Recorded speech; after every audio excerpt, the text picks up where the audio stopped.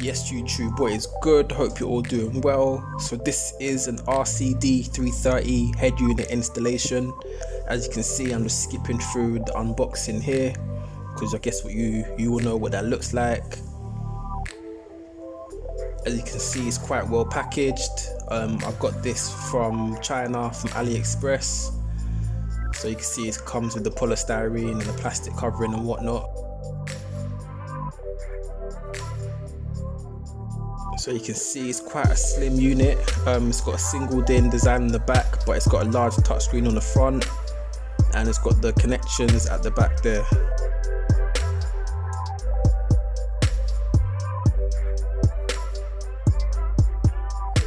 So it comes with this yellow cable, which is a reverse camera, but I don't have that. And it comes with this cable as well, which is for the radio antenna. So this is the unit up close. So as you can see, it's got the large touch screen. It's called the RCD 330 Plus. It's got Bluetooth, it's got Apple CarPlay, and it's got Android Auto as well. This is a T20 torx screwdriver, which you'll need for the installation. And this is the steering wheel control adapter, or the canvas simulator. So what this does is allow you to use the steering wheel controls if your car has it, or it helps to stop the battery from draining.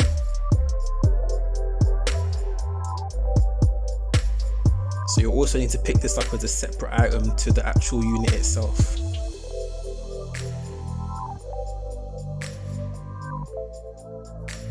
So yeah, let's get into it. So you got to first undo the top two screws on your vehicle compartment there. So these are T20 screws. So there's two of them at the top, so I'm just doing the one on the right there.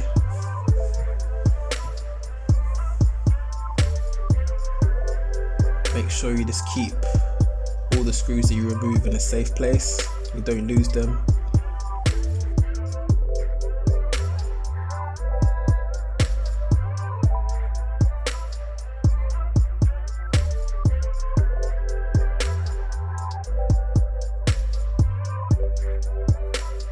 So I've got this tool here. It's literally just an Oyster card with a bit of plastic wrapped around it so it doesn't scratch, and I'm using it to remove the tray on the top of the unit there. There is tools that you can buy online, but I've just used this as a makeshift tool. So as you can see, it popped out quite easily. Now I'm just keeping that in a safe spot.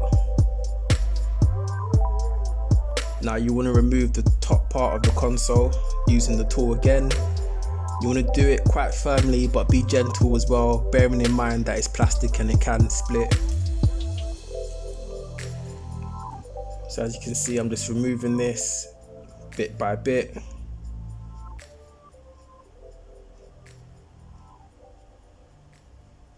Just putting my hand around the back of the unit there, try to take it out of the grooves. So once you've taken that out, that's all good. And if you see this cable here, make sure that you do not disconnect this cable and start the car, because if you do, it's going to throw up a warning light for your airbag on your car, which might be a headache for you to try and remove. So the best thing you can do is just keep it plugged in and keep it set in the way shown in the video.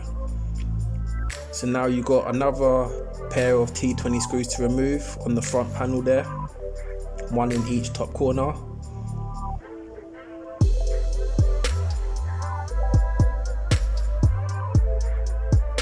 So keep those screws stored in a safe place.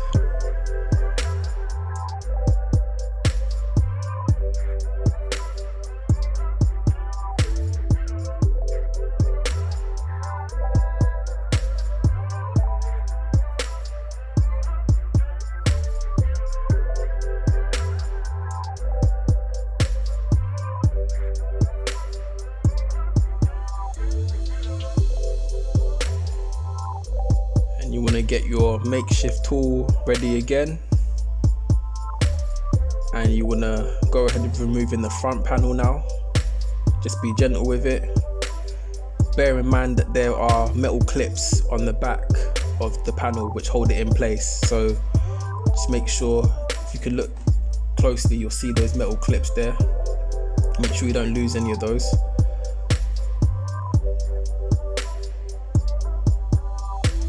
So now you've got 4 T20 screws to remove in each corner of the old unit. These are the screws that are holding the unit itself in place.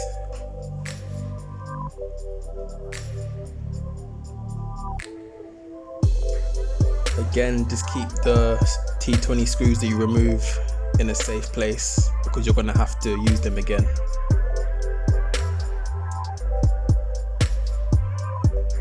As you can see, this is quite a fairly straightforward installation. I say that because if I can do it, I guess that most people can do it as well. It doesn't take you very long. It's quite a good unit to use, and it upgrades your car quite a bit as well. Brings it into the modern day. As you can see, this unit is an old unit. It's CD player and radio. It's quite basic. I mean, it was good when the car was probably made, but now it's very dated. It's not really fit for purpose anymore. So it's always good to upgrade. So yeah, now I'm just gonna pull the unit out gently.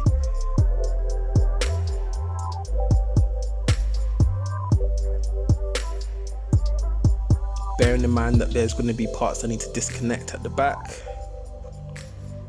And as you can see on the back, there are 2 connectors. So there's the power on the left and there's the antenna on the right. So I've just taken out the power part, and the antenna you're going to need to unclip it. So you're going to need to apply a bit of force to remove the clips, but then they should come out fairly easily, like so. And you can put that away. Now we're using the steering wheel control or the battery CAN bus adapter. So you connect that first to the power. You might need to play around with this a little bit because it doesn't go in exactly,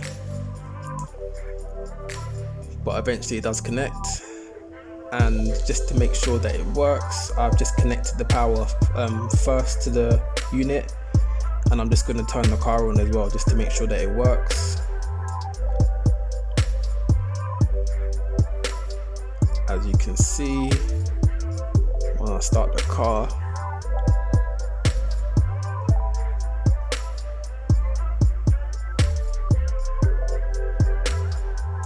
that the unit turns on and it's working. Now I have to connect the antenna for the radio to make sure that works. So that's got a little bit of an adapter to it. So I connect one adapter and then I connect that to the new unit to the back of that, and then I install the power again, making sure that it clicks in place. You'll hear a click when it's in place, so you'll know that it's all secure. And yeah, you can go ahead and install the new unit into your vehicle. And yeah, as I said, it's quite a quick installation. It doesn't take you very long. Doesn't require a high degree of skill either. Now we're basically doing the removal in reverse. So we get our T20 screws that we hopefully saved somewhere, and we put them in one by one just to secure the unit in place. There's no rush with this, so just take your time at any point. Feel free to pause the video, and get up to speed with whatever stage you're currently at.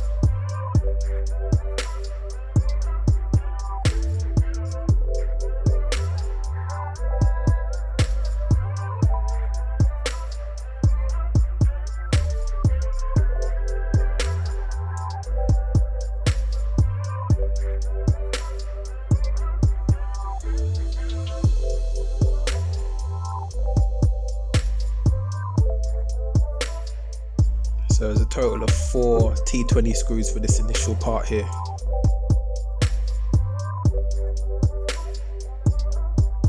So if you end up with less or more screws at the end, then you've done something wrong. So just rewind the video and backtrack, and you're guaranteed to find the place.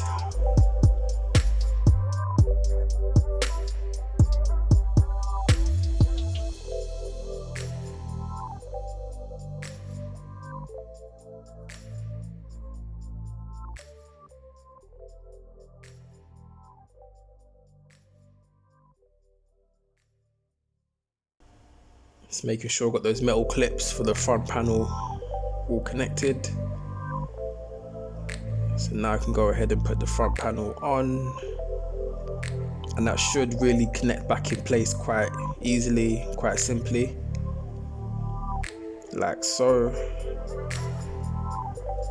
Now it comes down to putting the T20 screws back in. So we got the pair to go back in each top corner, one in the right and one in the left.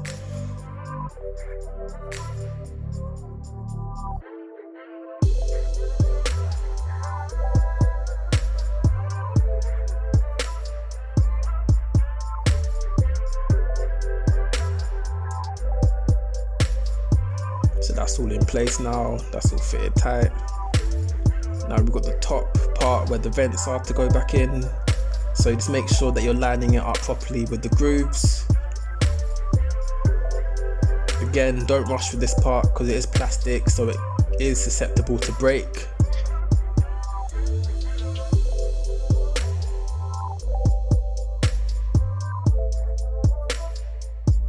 Yeah, that looks like it's all lined up, so you can push that ball back in place and that should fit quite neatly. Then you want to put the tray in the right way round, not like me. And once the tray's in, you can get those 2 top screws back into the unit. So again, that's the 2 T20 screws. For me, installing the car, that was the last set of screws to go back in. But there may be some other screws that you have in your car, so just be mindful of that as well. There should all be T20 screws though.